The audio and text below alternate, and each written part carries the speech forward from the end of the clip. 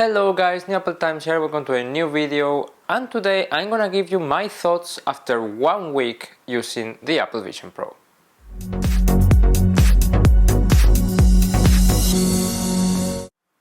So Apple Vision Pro has been out for a week now, which is actually crazy to think it's been that long. And I've been using it in a variety of situations. I've done work with it, I've traveled with it, I've watched entertainment with it. So yeah, I'm gonna tell you my honest thoughts about it because it's pretty great, but not everything's perfect. Okay, so actually before I start telling you my thoughts about the Apple Vision Pro in general, I want to tell you a bit of my experience with it. So I had some issues with it where I didn't see crisp all around, like only if I looked in the center it was crisp, but then if I looked a bit up without moving my head, it wasn't that crisp anymore. So I went to the Apple Store and yeah, I was 4 hours in the Genius Bar with them. It was actually quite a fun experience to me because they didn't have all the troubleshooting steps predefined. So we were kind of creating them together, I guess, trying new things and stuff. So that was super fun. And in the end, I got my Vision Pro replaced by a brand new unit.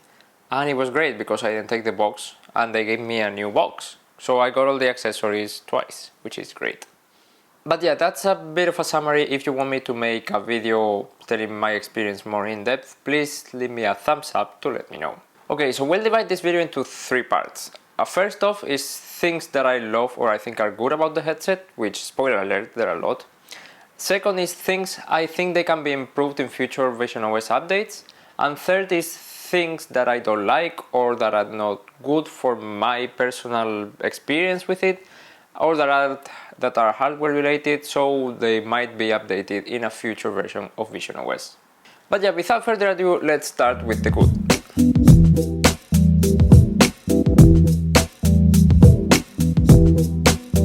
And as I said, the good is really good. So first of all, I love how the windows look. They look super crisp, the resolution is insane.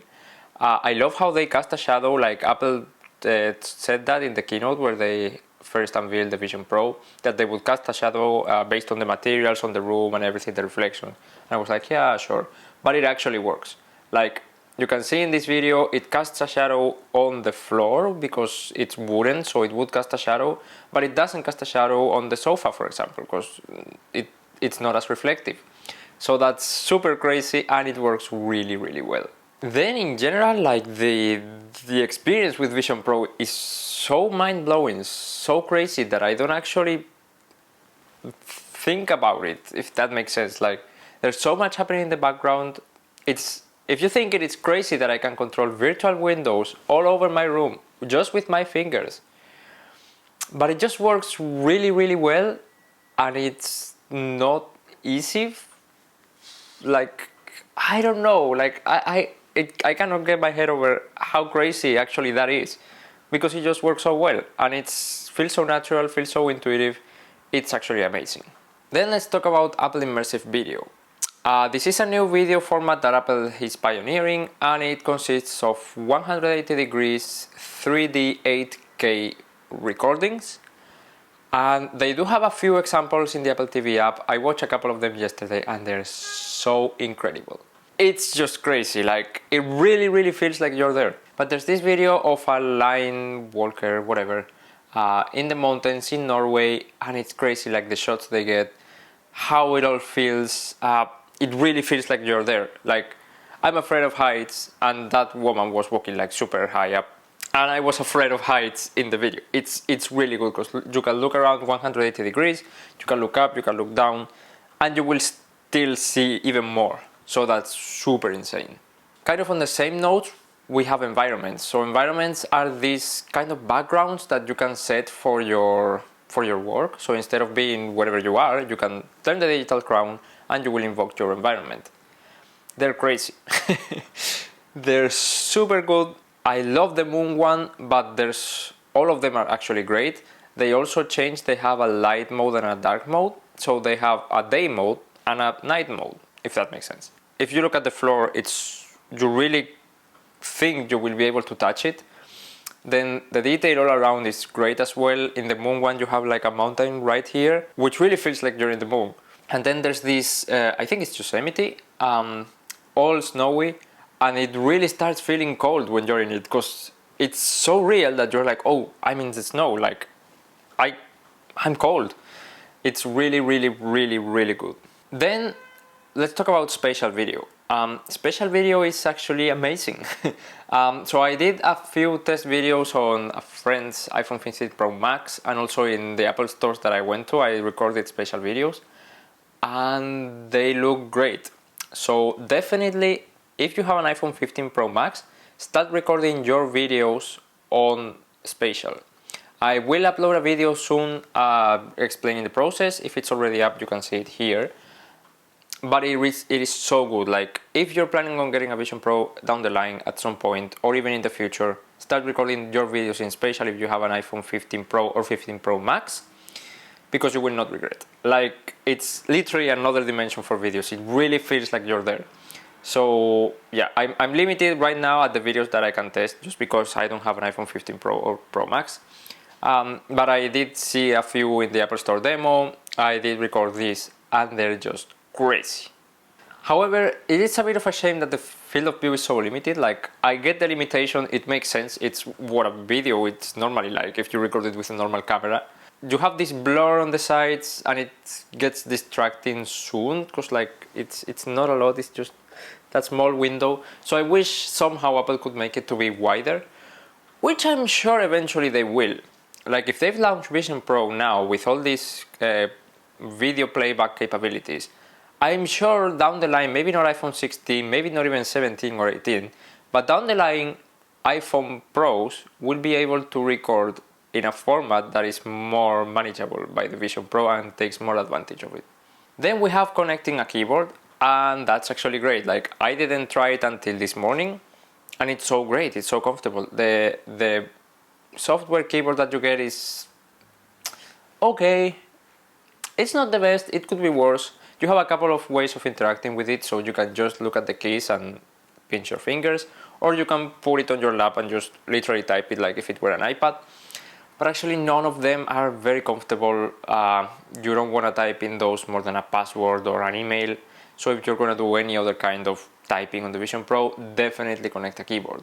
If you're in an environment though, you cannot see your keyboard, which is a bit of a shame. But if you're not, you can actually see kind of a touch bar on top of your keyboard, which is really good with the predictive text and actually what you're typing. So you can see it when you're looking at the keyboard, regardless of where your window is. So that's super nice. And lastly is guest mode. So yeah, it happens. When you get a Vision Pro, especially so early, everyone around you wants to try it. And Vision Pro is so calibrated for yourself, your eyes, your hands, your gestures, everything is calibrated for yourself. But thankfully, Apple thought of it and gave us a guest mode, which will temporarily change the settings to accommodate the other person. And it works really good, because you can AirPlay the Vision Pro, whatever the person is seeing, to an iPhone, iPad, Mac, Apple TV, or AirPlay TV. So you can guide them like, do this, click that, whatever. So it's really good. Actually, it makes for a very good demo effect. However, and I will use this kind of as a bridge to what can be fixed in future software updates.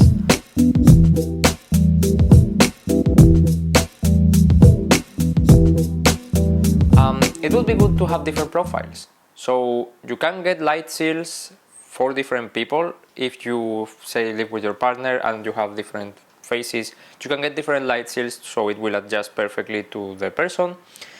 However, yeah, the first thing you get when you put Vision Pro on is Optic ID. And I don't know if you can configure different irises or iris, whatever, with Optic ID. And even if you can, it would be good to have different profiles so the person can log into their apps with their account, websites, etc. So hopefully that is something that's coming at a future software update.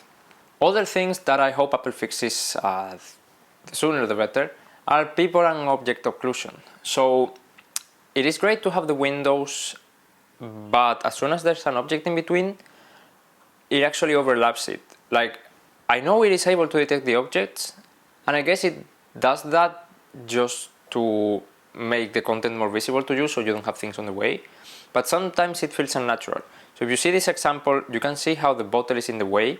When I drag it back, the bottle, it kind of overlaps the bottle, but at the same time it's at the back. Like, you can see the shadow behind the bottle, but it's overlapping the bottle. And yeah, it almost feels unnatural and makes you feel a bit dizzy, because what you're seeing is like not really possible, so your brain cannot process it that well and all that.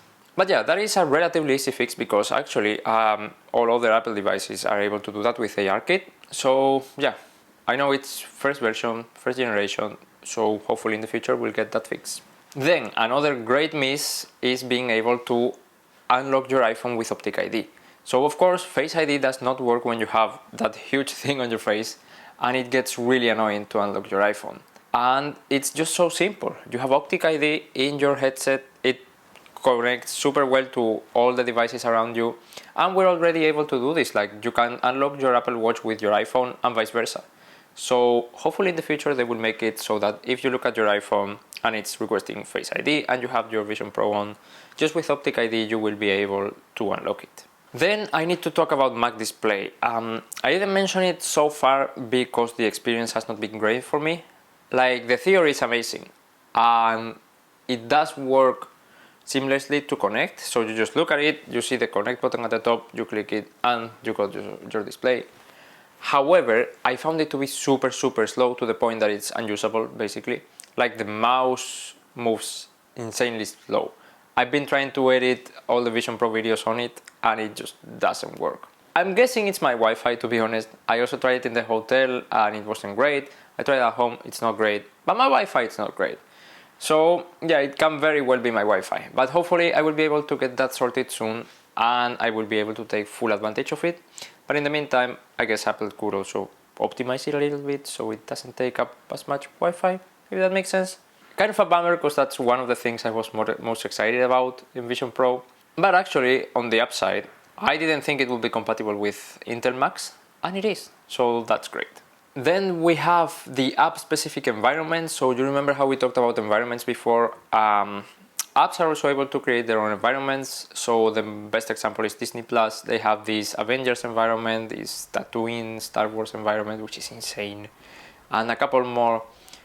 And they're great. They work amazing. They really feel like you're there. I'm a huge Star Wars fan, so the Tatooine one where you're sitting on Luke's land speeder, you can even see the controls and you can almost think you can grab them and like start steering and maneuvering the land speeder all around.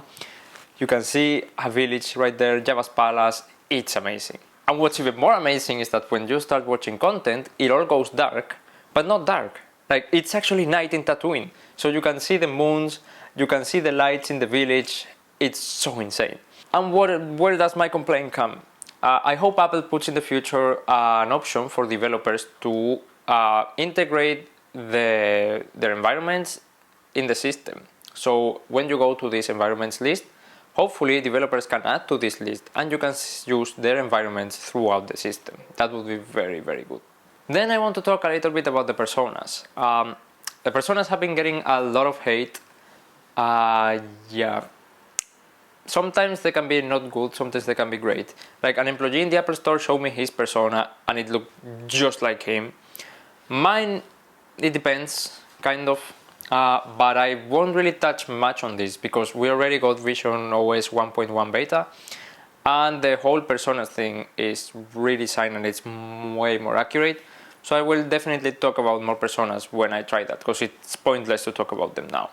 However, what I will say is that I sent a personas video, because in Telegram, you know, you have these videos. Apparently on Telegram Vision OS, it will get your persona, which is pretty cool. But yeah, I did send a couple of videos to 2 people, and both of those people told me to never again send them something like that. So yeah, I guess the world's not ready.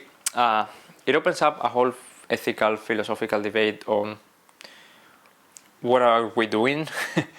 But yeah, I just found it interesting that the 2 people that I sent a video to just told me specifically to never again send them a video like that. And while we're talking on personas, I also have eyesight. Eyesight is something I have not experienced much, of course, because I cannot see it when I'm wearing the headset. You can see my eyes? Yeah. I've been told it doesn't look great. I tried to look at myself in the mirror and it doesn't show great. Like, the eyes are way too far apart. But again, that will definitely change in the future. I'm sure because it's based on the persona, it might also get a lot better in Vision OS 1.1. So I will hold my thoughts on that until a future video. And now we're transitioning a bit, not quite, but we're kind of transitioning to the part of things that cannot be solved by a software.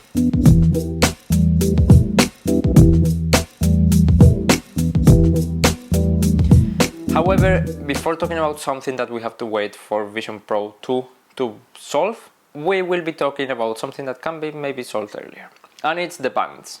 So the Solonid band, it's this famous one that you've seen all over. It's actually really good. It's so comfortable, it's so nice, it feels great for 5 minutes.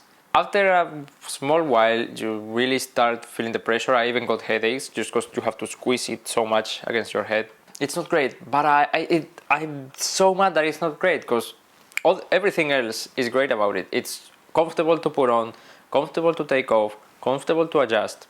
It's just very good. However, this band, I have to say, feels more comfortable than I initially expected. So I thought it would be totally unusable. It was just for the looks, but it is kind of usable. Like as I said, for like half an hour, it's okay to use it. If you plan on wearing Vision Pro more, you might want to use the other one. And then we have the dual loop band. Now this looks more like any other band in a headset, and maybe that's for a reason, because it's actually way more comfortable. So it's not as easy or quick to adjust, but I found it that when you wear it the first time, you will have to adjust the top band to fit like the perfect height. And once you have it there, all you do when you take it on or off is just detach the one at the back and then put it back on. So you don't touch the top one, you only mess with the back one. And I include this here in this part of the video because I think this is solvable. Like Apple can release separate bands, just like they do with the Apple Watch, a new kind of band that is compatible with this Vision Pro, so we don't have to wait until Vision Pro 2 or whatever, and hopefully they can make it the best of both worlds. And now let's get into the not so good, the problems I'm having. I don't know if it's just me or everyone else, but things that we might have to wait until Apple Vision Pro 2 comes out in the future. So first of all, I see a lot of glare in the lenses. So when I'm in the dark watching something bright, I can really see the glare in the lenses, like every time there's a movement in a movie or something, and that's really annoying, as you can imagine. It might have to do with the light seal, but I tried a few different ones at the Apple Store and it didn't really work, I guess.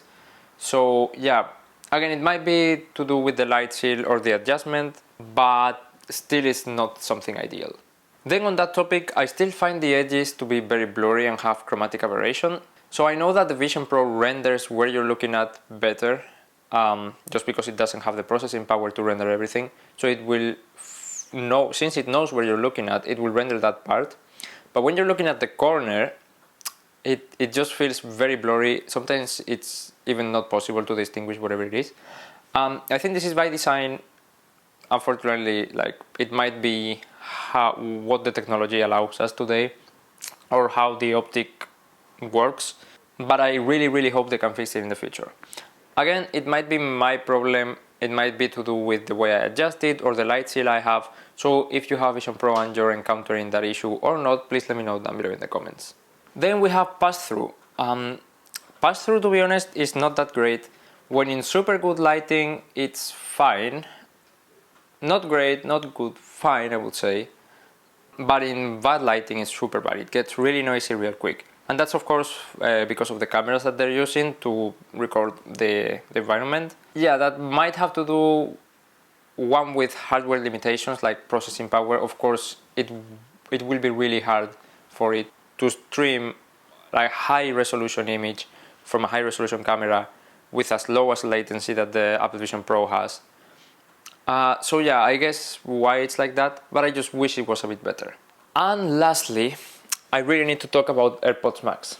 So AirPods Max, I just love them, and just a month before getting Vision Pro, I had been using it so much. I love how comfortable they are. They don't really feel heavy at all. They produce incredible audio, and they're great for watching movies, content, editing, listening to music, whatever. And I'm just so mad that they are so uncomfortable that's incompatible with Vision Pro. So you can wear them, it's just very clunky, especially with the solo knit band. That one feels really uncomfortable because you have the turning dial here to adjust it, and yeah, it just doesn't feel good. And even with the other one, I found it works a bit better, but not great, because I still can't get all the caps to like perfectly go over my ears. Like they will just stay a little bit open on the front, because of course where your ears are, you have the speakers, you have the charger. In the solo knit band, you have the adjusting dials, whatever. So it's a shame, it's really a shame, because I was really looking forward to getting the Vision Pro, putting my AirPods Max on, and being isolated from everything, super comfortable, laying on the couch, watching Prison Break or For All Mankind or whatever I was watching, but I just can't. Like, I've been using it these last few days because I really like them, but it's not that comfortable. Like, it wasn't shown in Apple's marketing for a reason, and I think I found the reason.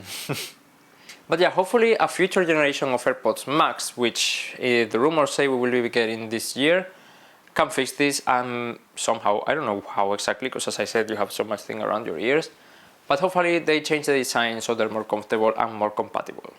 And I want to talk a little bit about the field of view. Everyone's saying that the field of view is so bad and everything. I personally have not tried other VR headsets that much. I tried one of the Oculus at some point, but yeah, not really that much. But I don't really seem to have an issue with the field of view. Like, of course, you can see some black around it, but I don't find it distracting at all. Like, you can really focus on your content, you can look around, you can look up, look down. And it's not something I feel uncomfortable with. Also, I've heard that it gets better if you get the 21W light seal. And that's the one I did get measuring my face anyways.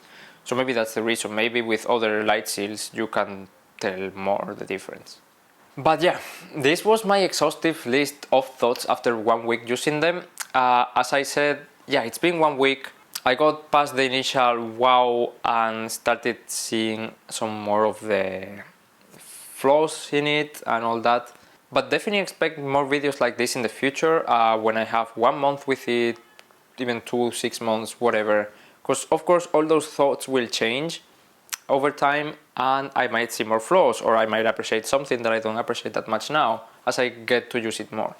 So definitely subscribe to not miss those videos, and also all the other Apple Vision Pro content I'm preparing and posting, and also all the other Apple content that I always post. So yeah, subscribe. Also, if you like this video, a thumbs up would help a long way with YouTube's algorithm, so I would really appreciate if you could give it one. Also, follow me on Instagram and Twitter. So Twitter is where I post all my random thoughts as I have them. Of course, here you see a summarized version, but on Twitter I'm so active posting, tweeting, whatever, my thoughts as I have them, commenting, all that. And on Instagram I post some behind the scenes, and in both of them you will be able to know when I post a video, so you can watch it right away. But yeah, thank you very much for watching, and see you in the next one. Bye.